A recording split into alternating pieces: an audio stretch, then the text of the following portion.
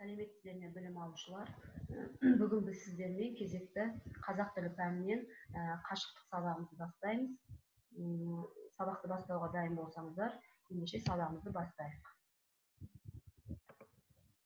Бүгінгі сабағымыз қоршаған орта бөлімі бойынша. Сабақтың тақырыбы қоршаған ортаны танып білемін, етістік. Сабақтың оқу мақсаты мұғалім көмегімен жеке сурет, сюжетті суреттер арқылы шағын сипаттау, әңгімелеу мәтіндерін құрап жазу, сөз таптарын ажырату, мұғалімнің көмегімен мәтіннің тақырыбымен негізгі ойды анықтау, бас әріппен кіші әріптің биіктігі мен мөлшерін сақтап, оларды байланыстырып көздеу және таза жазу. Енді оқулықпен жұмыс жүргізсек, оқулығымыздағы 106-шы сабақ 6-шы жаттығуды ашайық. Бұл жаттығуда суреттердің көмегімен мәтін құрастырып жаз. Мәтінді көңілді көктем табиғатты ұйқысынан оятты сөйлемінен баста деп берілген екен. Қазір бізде жыл мезгілі, көктем мезгілі. Көктем мезгілінде табиғатта көптеген өзгерістер болады және қоршаған ортада іс-әрекеттер көбейеді екен. Енді сол іс-әрекеттерді толық көру үшін бейнежазбаны мұқият тыңдайық.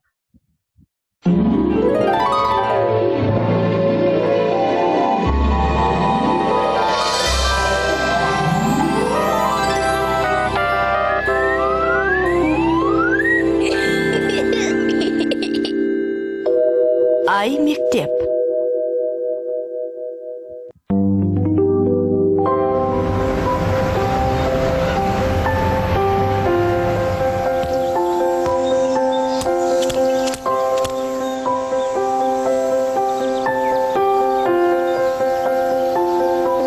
Дана, байқадың ба? Көктем келгелі тіршілік оянғандай, далада қимыл қозғалыс көбейді. Аға, не көбейді дейсіз?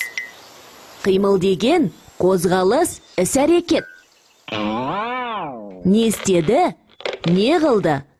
Айтты деген сұрақтарға жауап беретін сөздер қимылды білдіретін сөздер болады. Мысалы, күн жылынды, қар еріді, бәйшешек шықты, жер көгерді деген сөйлемдердегі жылынды, еріді, шықты, көгерді деген сөздер заттың қимылын білдіреді.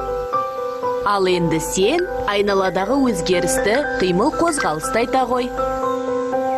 Ағаштар гүлдеді, жыл құстары келді. Балалар құстарға ұя жасады. Мал төлдеді. Адамдар көшеге жас шыбықтар отырғызды, гүл екті. Ал біз велосипед теуіп жүрміз.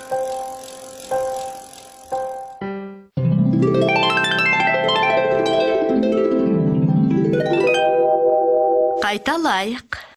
Заттың қимылын білдіретін сөздер. Адамның немесе заттардың қозғалысын, іс-әрекетін қимыл дейміз. Мысалы, күн жылынды, қар еріді, бәйшешек шықты.